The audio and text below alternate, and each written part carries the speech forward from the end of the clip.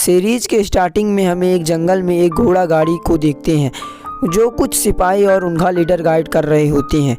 उनके लीडर का नाम यंतियान होता है। वो लोग जा ही रहे होते हैं, तभी यंतियान को कुछ गड़बड़ जनाई देता है और वह अपने सिपाहियों से चौकन्ना होने को कहता है, क्योंकि वह इस समय ड्रैगन व्हील को ले जा रहे होते हैं। वो लोग बातें कर ही रहे होते हैं, तभी उनके सामने एक ज़ॉम्बी जैसा दिखने वाला एक आदमी आ जाता है, जिसके बाद तुरंत ही एक हाथ जमीन से निकलकर यंतियान के पैर पकड़ लेता है। यंतियान उस पर अटैक करके अपने आप को छुड़ा लेता है, पर तभी वो लोग देखते हैं कि उनको चारों तरफ से ज़ॉम्बी ने घेर लिया होता है। जिसके बाद यंतियान का लड़का जियो उसके सामने आ जाता है। जियो कहता है कि फादर, ये लोग सब मैजिकल पपेट हैं जो कोई और ही कंट्रोल कर रहा है इनको। इसके बाद वो लोग ज़ॉम्बीज़ का सामना करने लगते हैं, मगर वो लोग देखते हैं कि ज़ॉम्बीज़ ख़त्म होने का नाम ही नहीं हो रहे होते हैं।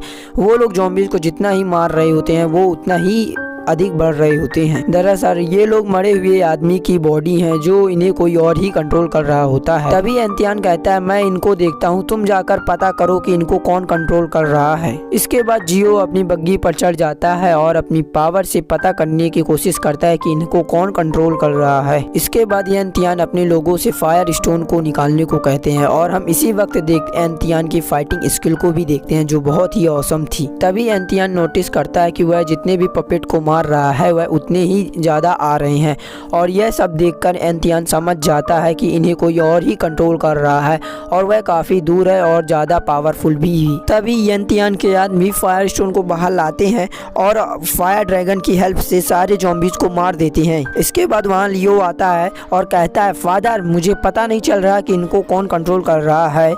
पर वो लोग बातें कर ही रहे होते हैं, पर तभी यंतियान के छोटे बेटे सिंगजुन की आवाज़ सुनाई देने लगती है, जैसे कि वह बहुत बड़ी मुसीबत में हो और वह मदद मांग रहा हो। यह सब सुनकर लियो बहुत ज़्यादा घबरा जाता है।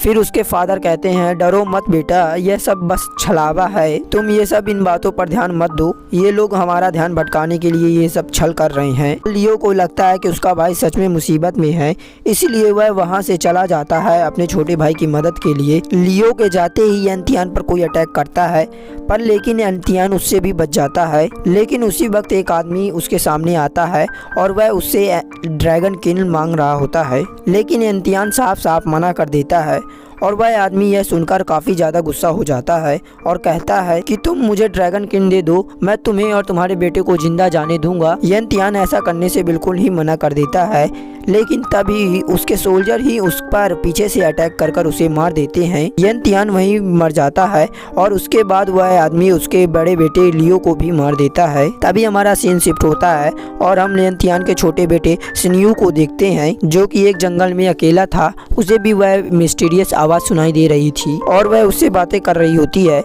तभी सिंगयू के सामने कुछ चमगादड़ आ जाते हैं, जिससे सिंगयू बहुत ज़्यादा डर जाता है और वह वहाँ से भागने लगता है।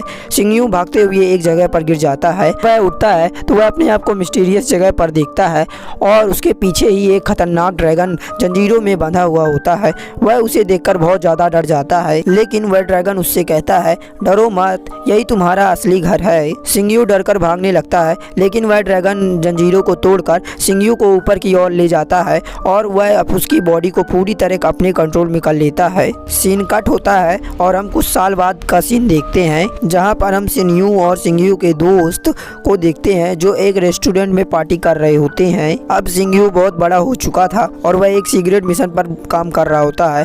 थोड़ी देर बाद सिंगयू के पास एक लड़की आती है और सिंगयू उस लड़की को लेकर एक रूम में चला जाता है और सिंगयू अपने मिशन के बारे में पूछने लगता है। दरअसल वह लड़की सिंगयू की एक स्पाई थी जो उसको बहुत ज़्यादा इम्पोर्टेंट खबर लाकर देती थी, जिसका नाम लीजा होता है, और वह इन्फॉर्मेशन देते हुए कहती है, मास्टर, आने वाला टारगेट 5 दिनों में अपना डील करेगा। जिसके बाद सिंगयू उस पर और नज़र रखने को कहता है और लीजा अपनी दूसरी खबर देते हुए कहती है, पैलेस एम्परर अपनी डॉटर की शादी आपके साथ करवाना चाहते हैं। जिसे सुनकर सिंगयू बिल्कुल शॉक हो जाता है और कहता है, तुम कहीं पागल तो नहीं हो गई हो, तुम यह क्या कह रही हो। सिंगयू को कुछ समझ में नहीं आ रहा था कि एम्परर के दिमाग में क्या खिचड़ी पक रही है। सीन शिफ्ट होता है और हम अगले दिन सिंगयू को देखते हैं जो अपने पिता और अपने भाई की ग्रेव में बैठा हुआ होता है कि कैसे उसके पिता उसके साथ कंपटीशन करा करते थे, कैसे उसके पिता उसके साथ चाय पिया करते करते थे और उसको प्रैक्टिस करवाया करते। वह काफ़ी ज़्यादा उन्हें मिस कर रहा होता है और वह अपने बचपन के बारे में सोचता है। सिंगयू यह सब सोच रहा ही होता है और रो रहा होता है। तभी उसके अंदर से एक ब्लैक सोल बाहर निकल कर आती है और उससे कहती है कि अब तुम बड़े हो गए हो, फिर भी तुम एक बच्चे की तरह रो रहे हो। सिंगयू उसकी आवाज़ सुनकर उसे वहाँ से जाने के लिए कहता है, लेकिन वह सोल कहता है, मैं तो तुम्हारे बॉडी के अंदर ही रहता हूँ, फिर मैं कहाँ जाऊँ। फिर ब्लैक सोल सिंगयू से कहता है, सालों बीत गए हैं लेकिन तुम्हारे फादर और तुम्हारे ब्रदर को मारने वाले का क्लू अभी तक तुम्हें नहीं मिला है। फिर कुछ देर बाद ब्लैक सोल सोचते हुए कहता है कि तुम्हारे फादर और तुम्हारे ब्रदर का कातिल अभी भी ड्रैगन सिटी में होगा। यदि तुम सच में रिवेंज लेना चाहते हो तो तुम ड्रैगन सिटी के सारे नागरिकों को मार दो, जिससे कि तुम्हारा रिवेंज इजीली कंप्लीट हो जाएगा। तुम जरा भी टेंशन मत लो, जो भी तुमसे ज़्यादा पावरफुल होगा मैं उसे देख लूँगा। लेकिन सिंगयू उसके बातों पर ध्यान नहीं देता। फिर ब्लैक सोल अपने मैजिक से उसके फादर का नेम प्लेट उसके पास लाता है और पूछता है कि क्या तुम्हें सच में कुछ याद नहीं है? यदि तुम भूल गए हो तो मैं तुम्हें याद दिलाने में मदद करता हूँ। यह एक सीक्रेट टेक्निक है जो कि मेरी माँ ने मुझे सिखाई थी। अगर तुम इस टेक्निक को सीख लेते हो, ना कि तुम अपना बदला ले पाओगे, पर इस पूरी दुनिया में तुम राज भी कर पाओगे। जो कि यह सुनकर सिंगयू पूरी तरह शॉक हो जाता है और इसी के साथ यह एपिसोड यहीं पर समाप्त हो जाता है। अब हम मिलेंगे किसी नेक्स्ट वीडियो में। प्लीज़ आप चैनल को सब्सक्राइब और वीडियो को लाइक एंड शेयर कर लीजिएगा। चलिए मिलते हैं किसी नेक्स्ट एपिसोड में।